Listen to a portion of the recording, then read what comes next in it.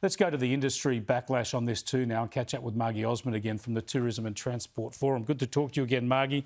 Hi, Chris. The Prime Minister says this is not a step backwards, it's just a temporary little program of halting the visa holders coming into Australia. Are you going to hold him to his word? Oh, yes. Most definitely hope that this is temporary. I mean, given what other countries are doing around the world, I suppose it's not altogether surprising. But in keeping with your earlier guest, this is hardly a surprise. We have known that there was likely to be additional variants. And the test now is whether governments hang tough, as they have promised us they will. Well, the extraordinary thing is really coming out of lockdowns in the two largest states, Victoria and New South Wales, there have been far fewer problems than anybody predicted, including, the infamous modelers. That shows us, obviously, that we've been successful with our vaccinations. It also shows us we could have come out of lockdown sooner. Yet here we are, just panicking again. And you must need, more than anything else in tourism, some certainty. Well, certainty is, of course, the number one thing we need, Chris. I think there are two issues here. We certainly understand that government has to be a little cautious with this, and they need to take some time with the border closed to understand exactly what's happening with the virus and where does it sit in terms of the vaccinations, for example. Does it work with them?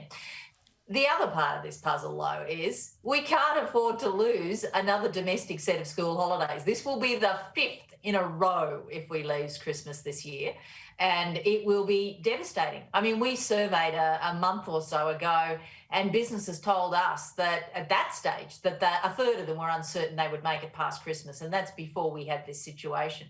So you do the maths and figure out exactly what kind of impact ultimately this could have on the industry and consumer confidence. So it's really important that we keep calm and carry on, basically. Take a lesson from the Blitz. But we're not doing that. And what worries me is this logic you talk about. It's not surprising when you see what other governments do.